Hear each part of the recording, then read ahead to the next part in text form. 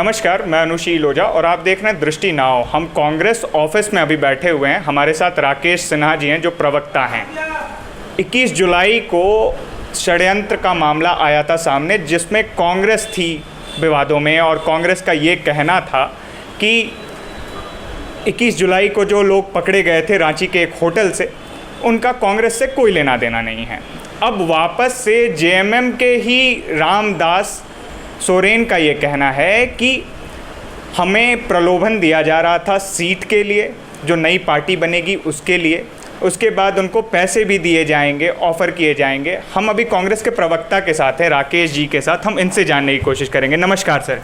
जी धन्यवाद सर।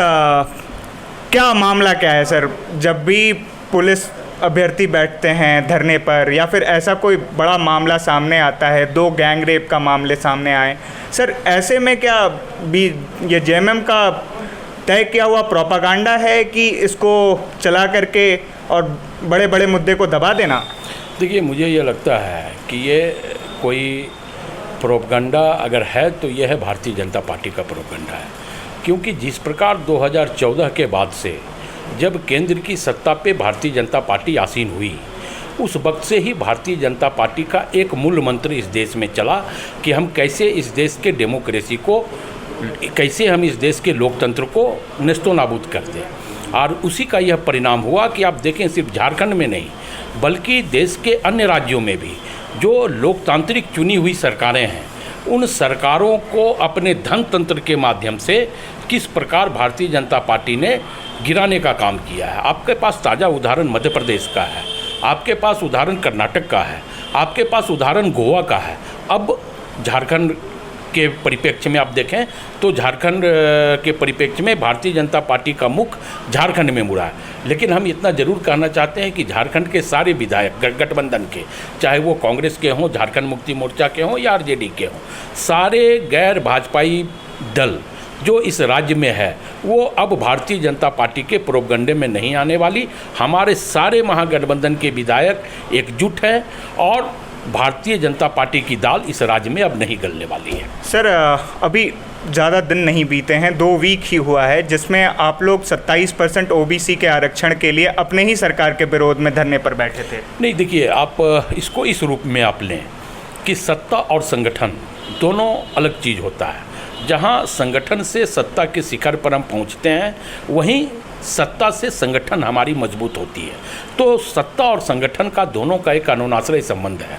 संगठन ने यह डिमांड किया है तो स्वाभाविक तौर पे संगठन राज्य के जनमानस के बीच जाती है। संगठन राज्य के जनमानस के बीच जाकर के वोट मांगने का काम करती है। तो सत्ता से ज़्यादा उत्तरदायित्व, सत्ता से ज़्यादा दायित्वपूर्ण जिम्मेवारियों का निर्वहन संगठन करता है। तो संगठन को ये लगा कि इस राज्य में आप देखें कि जब बिहार से झारखंड हमारा अलग हुआ था तो 27% आरक्षण था। लेकिन जब आंकड़ों के हिसाब से पहली बार भारतीय जनता पार्टी की सरकार, बाबूलाल, भैया टेढ़ा नहीं रखना है, इसको सीधा रखना है, नहीं तो पूरा बिगड़ जाएगा।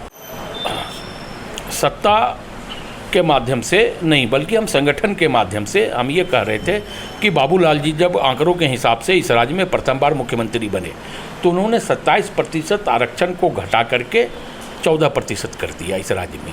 तो पहली सरकार इस राज्य में किसकी थी? भारतीय जनता पार्टी की। तो भारतीय जनता पार्टी उसके बाद 17 सालों तक इस राज्य में शासन किया। अभी डबल इंजन की सरकार थी, पूर्ण बहुमत की सरकार थी और ओबीसी से मुख्यमंत्री थे। उसके बावजूद इन लोगों ने ओबीसी के 27% आरक्षण पर किसी प्रकार का कोई डिमांड ना तो संगठन किया और ना ही सत्ता ने उसको माना। सर, ये षड्यंत्र क्या चल रहा है? सरकार गिराना, सरकार रहना, बार बार ये मुद्दा उठ रहा है सर। ये बीते साल भर में सर ये नियुक्ति वर्ष माना गया था। नियुक्ति वर्ष के दरमियान सर ये बार बार ये मुद्दा उठ रहा है कि कभी सरकार गिरा दी जाएगी, कभी कांग्रेस के द्वारा सरकार गिरा दी जाएगी, कभी जेएमएम के ही द्वारा सरकार गिरा दी जाएगी। ये सर क्या शिगुफा है कि बस छोड़ दिया जा रहा है और पूरा मैटर को शांत कर दिया जा रहा है, या फिर सर इसके पीछे एक्चुअली कुछ घट रहा है? देखिए, सबसे बड़ी बात यह है कि जब हमारी महागठबंधन की सरकार इस राज्य में बनी, उसके बाद से 1.5 साल तक संपूर्ण लॉकडाउन लगा। उस दरमियान हमारी सरकार इस राज्य को विकास की गति देने में कहीं ना कहीं स्वाभाविक तौर पे थोड़ी पीछे रही, क्योंकि जो परिस्थितियां लॉकडाउन की थी, जिस वक्त कोरोना काल था, उस वक्त सरकार के साथ एक ही समस्या थी कि हम इस राज्य की जनता को कैसे जीवन और जीविका दोनों सुरक्षित रख सकें। लेकिन कोरोना काल समाप्त होने के बाद जो हमने जनता से वादा किया, उस वादे पर हम सिने सिने रफ्तार पकड़े। जब हम इस राज्य को गति देने में जब हमारी रफ्तार होती है, तो भारतीय जनता पार्टी के द्वारा इस तरह का हथकंडा अपनाया जाता है कि सरकार को गिरा देना है। ये आप देखें कि ये कोई आज नहीं हो रहा है। कोरोना काल के दरमियान भी लोटस ऑपरेशन जो है आप लोगों ने ही चलाया, कई रेड हुए, पैसे पकड़ाए। तो स्वाभाविक तौर पे मैंने कहा कि भारतीय जनता पार्टी को लोकतंत्र पर भरोसा नहीं है, और उसी का यह परिणाम है कि भारतीय जनता पार्टी अपने धनतंत्र के माध्यम से जो लोकतांत्रिक पद्धति से चुनी हुई सरकारें हैं उसको गिराना चाहती है। और जब भारतीय जनता पार्टी अगर इस तरह का प्रोपगंडा करेगी तो स्वाभाविक तौर पे हम उसके आगे आएंगे, और जब हम आगे आएंगे तो संघर्ष हमारा भारतीय जनता पार्टी के साथ रहेगा। सर, ये बार बार ये प्रश्न उठाया जा रहा है, रवि केजरीवाल, आप महागठबंधन में हैं, रवि केजरीवाल आज से 1.5 साल पहले कोषाध्यक्ष थे, जब उन पर इल्ज़ामात लगे थे तो सर जेएमएम के ही लोगों ने और कांग्रेस के ही लोगों ने उनको डिफेंड किया था। आज ये बता रहे हैं कि 1.5 साल पूर्व ही उनको निष्कासित कर दिया गया है। सर, ये क्या हो रहा है? नहीं, देखिए, रवि केजरीवाल जहाँ तक हम लोगों को पता है, स्वाभाविक तौर पे वो झारखंड मुक्ति मोर्चा के कोषाध्यक्ष थे, लेकिन कांग्रेस पार्टी ने कभी झारखंड मुक्ति मोर्चा के अंदरूनी मामले में कभी डिफेंड करने का काम नहीं किया। सर, लेकिन आप लोग गठबंधन सरकार है ना, तो आप लोग में विचार विमर्श चलता होगा। नहीं, मैं बिल्कुल इस बात को मानता हूं, और मैं ये कह रहा हूं कि रवि केजरीवाल को झारखंड मुक्ति मोर्चा ने इसलिए अपनी पार्टी से निकाला कि वो पद पे रहते हुए झारखंड मुक्ति मोर्चा के नीतियों और झारखंड मुक्ति मोर्चा के साथ गद्दारी कर रहे थे। तो स्वाभाविक तौर पे अगर हम पद पे हैं और हम पार्टी के नीति और सिद्धांतों को अगर नहीं मानेंगे तो ये तो गलत बात है। तो रवि केजरीवाल को पार्टी ने निकाल दिया। जब वो उनको निकाल दिया गया, उसके बाद रवि केजरीवाल को भारतीय जनता पार्टी ने अडॉप्ट किया, क्योंकि भारतीय जनता पार्टी के पास अपने प्रजनन की क्षमता नहीं है। ये मैं दावे के साथ कह सकता हूँ कि भाजपा के पास प्रजनन क्षमता अपनी नहीं है। आज आप देखें कि केंद्र में अगर आप सांसदों की लिस्ट उठा करके देखें तो भारतीय जनता पार्टी या आरएसएस के बहुत कम लोग आज मंत्री हैं। दूसरे दलों से आए हुए लोगों को सांसद बनाया, टिकट दिया, मंत्री बनाया, तो अपनी प्रजनन क्षमता उनको नहीं है, अपना वो लीडरशिप डेवलप नहीं कर पा रहे हैं। तो उसमें क्या हो रहा है कि जो दूसरी पार्टी के लोग आते हैं उनको वो लोग अडॉप्ट कर लेते हैं। तो रवि केजरीवाल के साथ भी यही घटना घटी।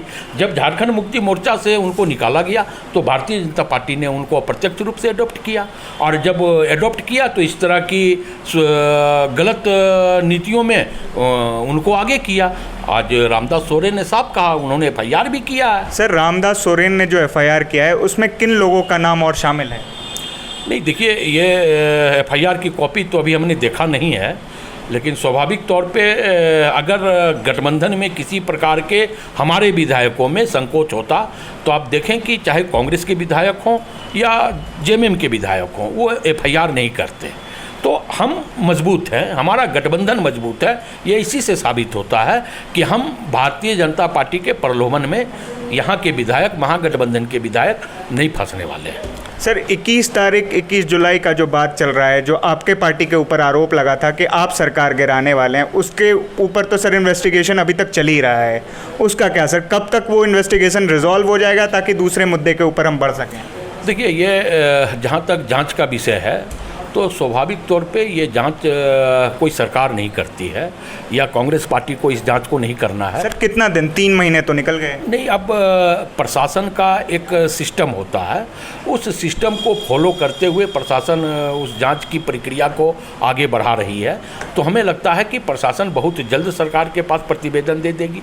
जब हमारी प्रशासन हमारे पास प्रतिवेदन जमा कर देगा, उस वक्त मैं उस प्रतिवेदन के आधार पर आपके साथ रूबरू हो सकता हूँ। सर, तो आप यही बता दीजिए कि प्रतिवेदन कब तक मिल सकता है? नहीं, मैंने कहा कि एक जांच की एक प्रक्रिया है। सर, इसको फास्ट ट्रैक भी तो कर सकते हैं। नहीं, ठीक है, लेकिन एक जांच की एक प्रक्रिया है। आखिर हेमंत सरकार को सर आदिवासी द्वारा चुन करके लाया गया है, तो आखिर ये छोटी बात तो नहीं है कि बार बार हेमंत जी के ऊपर सरकार गिराने की बात चल रही है, बार बार हेमंत सरकार को निष्कासित करने की बात चल रही है। ये बात आपने जो कहा कि आदिवासियों के द्वारा, तो स्वाभाविक तौर पे हेमंत सरकार या महागठबंधन को इस राज्य के तमाम जाति और धर्म के लोगों ने एकमुश्त वोट किया।